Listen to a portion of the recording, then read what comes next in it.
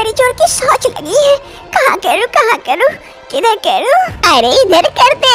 अरे नहीं मेरे कटोरी में कर। अरे नहीं मेरे में। अरे नहीं दीपाली यहाँ कर दो। अरे ये तुम लोग क्या कर रही हो? पागल हो गई हो क्या कि मैं सॉस तुम लोग के कटोरी में करूँ?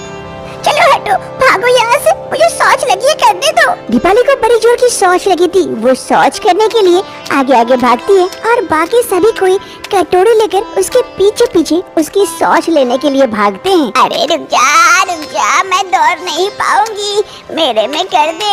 अरे नहीं दीपाली रुक जाओ, मुझे चाहिए तुम्हारा शौच। आखिर ये क्या होता है?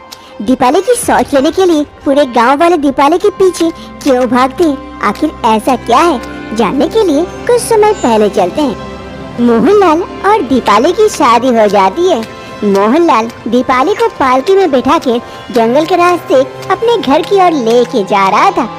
इधर मोहनलाल काफी खुश था इस शादी से और इधर दीपाली भी पालकी में बैठकर इंतजार कर रही थी घर आने का। कभी कोई धीरे धीरे आगे बढ़ रहे थे, तभी दूर से एक आदमी चिल्लाते हुए आता है। अरे भागो भागो भागो, शेर आया, भागो। अरे तुम लोग भागो, शेर आया, भागो। ये कहते हुए वो आदमी भाग जाता है। तभी बाकी दोनों आदमी जो पालकी पकड़े हुए थे वो जल्दी से पालकी को वहीं रख देते हैं और शेर के डर से भाग निकलते हैं। लेकिन मोहनलाल हिम्मत दिखाकर वहीं खड़ा रहता है। तभी सामने से शेर की जोरदार आवाज आती है। आवाज सुनते ही मोहनलाल की फट जाती है और दुम दबा के भाग खड़ा होता है बीबी को छोड़। अगे मैया गे शेर भागो। दीपाली वहाँ पर अकेली थी, वो कुछ समझ नहीं पाती है। पालकी से बाहर उतरती है, देखती है तो सामने शेर खड़ा था। वो देखकर काफी डर जाती है। शेर एक जोरदार दहाड़ मारता दीपाली को देखकर। अरे मैया के शेर, अब तो मैं गई, सब मुझे छोड़ के भाग के, अब मैं कहाँ जाऊँ? ये शेर मुझे नहीं छोड़ेगा। दीपाली शेर को देखकर काफी डर जाती है और कुछ समझ नहीं पाती है, तो जल्दी से जाकर सामने एक पेड़ पर चढ़ जाती है। हे शेर महाराज, तुम यहाँ से चले जाओ ताकि मैं घर जा पाऊँ, आज ही मेरी शादी हुई है। शेर भी उस पेड़ के नीचे जाकर बैठ जाता है। अरे अब क्या होगा मेरा? ये शेर भी तो यहाँ आकर बैठ गया, अब मैं क्या करूँ? शेर दीपाली के इंतजार में वहीं बैठा रहता है और इधर दीपाली पेड़ पर चढ़ी रहती है। उसे काफी भूख लगती है। समय बीतने के साथ साथ दीपाली को समझ नहीं आता, भूख के मारे जान निकल रही होती है। अरे क्या करूं, बड़ी भूख लगी है, नीचे जाऊंगी तो मैं क्या खाऊंगी? शेर ही मुझे खा लेगा यही कहीं। अरे ये कौन सा फल है? काफी अच्छा दिख रहा है, कहीं जहरीला हुआ तो? अरे जहर से तो बाद में मरूंगी, पहले शेर खा जाएगा, नीचे उतरी तो इसी को खा के काटती हूँ समय। दीपाली उस पेड़ से फल तोड़ती है और उसी फल को खाकर समय काटती है। धीरे धीरे रात हो जाती है। दीपाली भी पेड़ के ऊपर चढ़ के इंतजार करती है शेर के जाने का, लेकिन शेर वहीं पर बैठा रहता है दीपाली के इंतजार में। धीरे धीरे सुबह होती है। सुबह की पहले किरण के साथ दीपाली की नींद खुलती है। वो देखती है वो शेर वहाँ से चला गया है। अरे शेर नहीं है, क्या करूँ? अरे जल्दी से भागती हूँ जान बचाकर, बाद में देखा जाएगा। फिर दीपाली अपनी जान बचाकर वहाँ से भाग खड़ी होती है। दीपाली भागते भागते अपने घर पहुँचती है। सामने उसकी सास थी। सास दीपाली को देखकर काफी खुश होती है। अरे दीपाली बहू, तू जिंदा है। बेटे ने कहा था कि तुझे शेर भी नहीं माची। मैं शेर के डर से पेड़ पे चढ़ गई थी और शेर जाने के बाद ही मैं अब आई हूँ जान बचाकर। अरे बहू, तुझे देखकर बड़ी खुशी हुई। अरे मोहनलाल, किधर है रे मोहना? बाहर आ देख, बहू आई है। मोहनलाल जल्दी से घर के अंदर से बाहर आता है। दीपाली को देखकर काफी खुश होता है। अरे दीपाली, तुम जिंदा हो? अरे मेरी दीपाली, अरे जा इसे घर के अंदर लेके जा, बहू काफी डरी हुई है। फिर मोहनलाल अपनी पत्नी दीपाली को घर के अंदर लेके जाता है। अरे ऊपर वाले की लाख लाख शुक्र है कि मेरी बहू जिंदा है। रात का वक्त हो रहा था। दीपाली को बड़ी जोर की शौच लगी थी। वो घर से बाहर निकलती है। अरे बड़ी जोर की शौच लगी है, अभी नदी किनारे जाना पड़ेगा। अरे बाबा नहीं, उतनी दूर नहीं जाऊंगी, ऐसे मेरी किस्मत खराब है। उस दिन शेर पीछे पड़ गया, आज कल क्या जाने क्या पीछे पड़ जाएगा। मेरी जान को खतरा है, यहीं कहीं कर देती हूँ, किसी को पता भी नहीं चलेगा। दीपाली डर से और शौच करने के लिए बाहर नहीं जाती है, इधर उधर देखती है और एक जगह शौच कर देती है। हो गया। अरे ऐसे शौच खुला रहेगा तो महक भी आएगी और सबको दिखेगा भी। क्या करूँ, अगल बगल की मिट्टी डाल देती हूँ, किसी को पता नहीं चलेगा। फिर दीपाली शौच के ऊपर अगल बगल से मिट्टी लेकर अच्छे से ढक देती है और घर के अंदर चली जाती है। सुबह की पहली किरण के साथ मोहनलाल घर के बाहर आता है और एक पौधे को देखकर अपनी माँ को आवाज लगाता है। अरे माँ, माँ कहाँ हो, जल्दी आना बाहर। मोहनलाल की माँ रानू देवी जल्दी से बेटे की आवाज सुन बाहर आती है। अरे हाँ बेटा, क्या हो गया, सुबह सुबह क्या चिल्ला रहा है? अरे माँ, ये कौन सा पौधा लगा दी, कल तक तो मुझे दिखा नहीं था, रातों रात इतना बड़ा हो गया। अरे बेटा, मैंने तो कोई पौधा नहीं लगाई, कल तो कुछ भी नहीं था, आज यहाँ पर इतना बड़ा पौधा कैसे हो गया? शायद बहू लगाई है क्या? बहू से पूछती हूँ। अरे बहू, बहू। अपनी सास की आवाज सुन दीपाली घर से बाहर आती। हाँ माँ जी, क्या हुआ? अरे बहू, ये पौधा तू लगाई है क्या? देख, रातों रात इतना बड़ा हो गया। दीपाली उस पौधे को देखकर शॉक्ड हो जाती है, क्योंकि कल रात को शौच दीपाली वहीं पर की थी और पौधा इतना बड़ा हो गया। नहीं पता माँ जी, कैसे इतना बड़ा पौधा हो गया? अरे माँ, किसी को पता नहीं है तो उखाड़ के फेंक देता हूँ बाहर। अरे नहीं नहीं बेटा, रहने दे, रातों रात इतना बड़ा पौधा हुआ है, शायद कुछ फायदा ही दे। फिर सभी कोई अपने अपने कामों में व्यस्त हो जाते हैं। दूसरी सुबह फिर से मोहनलाल आवाज लगाता अपनी माँ को। माँ, दीपाली जल्दी आओ बाहर देखो। मोहनलाल की आवाज सुन दीपाली और उसकी सास दोनों दौड़े दौड़े घर से बाहर आती। अरे बेटा, आज क्या हो गया फिर अनहोनी? अरे माँ देखो देखो, उस पौधे में पैसे निकल आए हैं और दूसरा पौधा भी निकल आया है बगल से। अरे हाँ, ये तो पैसे देने वाला पौधा है, लेकिन यहाँ कैसे हमारे घर में? तभी इधर दीपाली सोचती है, अरे वहाँ उस दोनों जगह तो मैं शौच की थी, वही शौच से ये पौधा निकल आया और पौधे से पैसे हो रहे, ये तो मेरा जादुई शौच हो गई। अरे बहू देख, हमारे घर पैसों का पेड़ लगाया है, तुझे पता है कैसे हुआ ये सब? अरे हाँ माँ जी, मुझे पता है। कैसे दीपाली, कैसे? जल्दी बताओ जल्दी बताओ, हमें और भी पौधे लगाने हैं, अब तो घर में ही पैसा छापूंगा। फिर दीपाली अपनी सारी बातें अपनी सास और पति को बता देती है। ये सुनने के बाद, क्या ऐसा हो सकता है कि शौच से एक पौधा निकला और उससे पैसे आ रहे हैं? ये मुमकिन है? हाँ जी, मैं सच कह रही हूँ, विश्वास नहीं हो रहा है तो कल देख लीजिएगा, कल मैं शौच करूंगी, उसी से पौधा निकल आएगा और उसी से पैसे भी आएंगे। ठीक है, कल ही देखा जाएगा कि तुम सच कह रही हो या झूठ। दूसरी रोज दीपाली देखती है उसका पति मोहनलाल घर के चारों तरफ गड्ढा खोद के रखा है। ए जी, आप घर के चारों तरफ गड्ढा क्यों खोद रहे हैं? दीपाली, तुम्हारे लिए, ताकि तुम शौच इन गड्ढों में करो और इनमें से पौधे जल्द ही निकल आए और हमें खूब सारा पैसा मिले। दीपाली अपने पति के कहे अनुसार सारे गड्ढों में हर रोज एक एक करके शौच करती है और उसे ढक देती है और दूसरी रोज ही उन गड्ढों में से पौधा निकल आता है और उन पौधों में से पैसे निकल आते हैं। दीपाली का घर चारों तरफ से पौधों से भर चुके थे और उन पौधों में पैसे लगे हुए थे। ये देखकर दीपाली, उसका पति मोहनलाल और उसकी सास रानू देवी काफी खुश होते हैं। ऐसे वक्त बीतने के साथ साथ दीपाली की ये शौच वाली बातें पूरे गांव में पता चल जाती है और सभी गांव वाले दीपाली के पीछे पड़ जाते हैं। अब दीपाली जहाँ भी जाती है, गांव वाले उसके पीछे पीछे घूमते रहते हैं और जाकर दीपाली जहाँ भी शौच करती है, सभी गांव वाले लड़ झगड़ के वो शौच कटोरी में उठाकर अपने घर लेके जाते हैं और उन शौच में से एक पौधा निकल आता है जिसमें पैसे फलते हैं। ये देखकर गांव वाले काफी खुश होते हैं। अरे काकी, आपका पैसा निकल आया? अरे हाँ हाँ, देख देख कितने कितने पैसे, आज ही तोड़ूंगी। और तेरा वाला पौधा पैसा दे रहा है कि नहीं? अरे नहीं चाची, आज ही लगाई हूँ तो कल देगा पैसा, और जा रही हूँ शौच लाने के लिए, दूसरा भी लगा दूंगी साइड में। हाँ हाँ ठीक है, जा लेके आ। ऐसे ही दिन बीतते हैं। गांव में हर किसी के घर में ये पौधा हो चुका था और पौधे में पैसे आ रहे थे। इससे गांव वाले सभी के पास काफी सारे पैसे हो गए थे। ये गांव अब अमीर हो गया था। ऐसे ही दिन बीतते हैं। एक रोज मुंशी जी एक बिल्डर को बुलाते हैं अपने गांव। अरे मुंशी जी, हमें यहाँ क्यों बुलाया? इस गांव में हमारा क्या काम? अरे बिल्डर, यही तो तुझे बनाना है बड़े बड़े बिल्डिंग। हमारे गांव के सारे घर तोड़कर सब में बड़ा बड़ा बिल्डिंग होना चाहिए, ताकि सबको लगे ये अमीर गांव है, समझा? अरे मुंशी जी, और बीच में एक हेलीकॉप्टर उतरने वाला, वहाँ मैं हेलीकॉप्टर खरीदूंगा, वहीं उतारूंगा।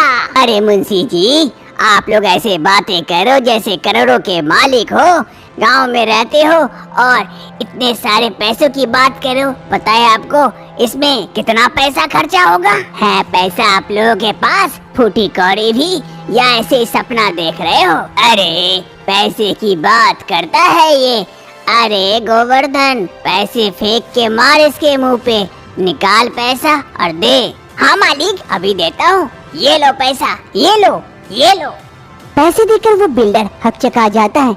इतने सारे पैसे इन गांव वालों के पास। अरे तुम लोगों के पास इतने सारे पैसे कहाँ से आए? कहीं डाका का डाला क्या? अरे ओ बिल्डर, आम खा, गुटली मत गिन। अब बता, बिल्डिंग बनाएगा कि नहीं, कि दूसरे के पास जाऊं? वो बिल्डर थोड़ा सा लालच में आ जाता है, उन पैसों को उठाता है और गौर से देखता है।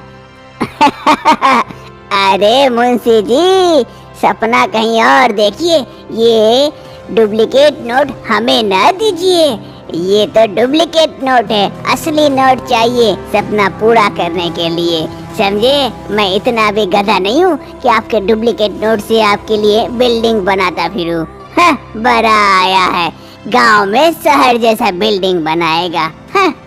ये कहते हुए वो बिल्डर वहाँ से चला जाता है। अरे क्या ये डुप्लीकेट नोट है? लाओ अच्छे से देखो तो। फिर मुंशी उन नोटों को अच्छी तरह से चेक करता है और देखने के बाद पता चलता है कि वाकई ये नोट तो डुप्लीकेट थे। अरे गांव वाले, ये तो जाली नोट है, जाली। इन नोटों से कुछ नहीं हो सकता है, हम ही लोग बुड़बक बन गए थे।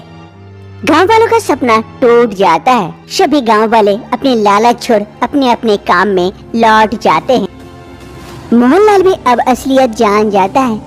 सारे नकली जाली नोटों के पौधे को उखाड़ फेंकता है और सामान उठाता है और खेत की ओर काम करने के लिए चल जाता है। अरे ये तो जाली नोट के पौधे थे, असली होते तो कितना अच्छा होता। अरे बहू, कुछ भी अच्छा नहीं होता, सारे गांव के पास पैसे थे, पैसे का वैल्यू ही खत्म हो जाता। अच्छे हैं कि ये जाली निकले। चल हम भी अपने काम में चलते हैं, घर का कितना सारा काम बाकी है। आज पंकज और पूजा की शादी की सुहागरात थी। बिस्तर को फूलों से सजाया गया था। दूध का ग्लास लिए घूंघट ओढ़े पूजा नहीं बल्कि पंकज बैठा हुआ था और अपनी पत्नी पूजा का इंतजार कर रहा था कि कुछ ही समय में पूजा आती है, हाथों में गुलाब का फूल लिए। आज इस घूंघट में काफी सुंदर दिख रहे हो, जच रहे हो। ये फूल कबूल कर लो, इससे तुम्हारी सुंदरता और बढ़ जाएगी। अरे पूजा, पहले ये घूंघट तो हटाओ। अरे हटाती हूँ, थोड़ा धैर्य तो रखो। फिर पूजा पंकज का घूंघट हटाती है। ये लो पूजा, दूध पी लो, शगुन के लिए अच्छा होता है और सेहत के लिए भी। हाँ हाँ, सही कह रहे हो, लाओ दूध पी लेती हूँ आज। फिर पूजा पंकज से दूध का गिलास ले लेती है और दूध पीने लगती है। आखिर ये कैसा नियम है कि पति को घूंघट में रहना पड़ता है? आखिर क्या होता है जो पंकज घूंघट में आने के लिए तैयार हो जाता है? जानने के लिए कुछ महीने पहले चलते हैं।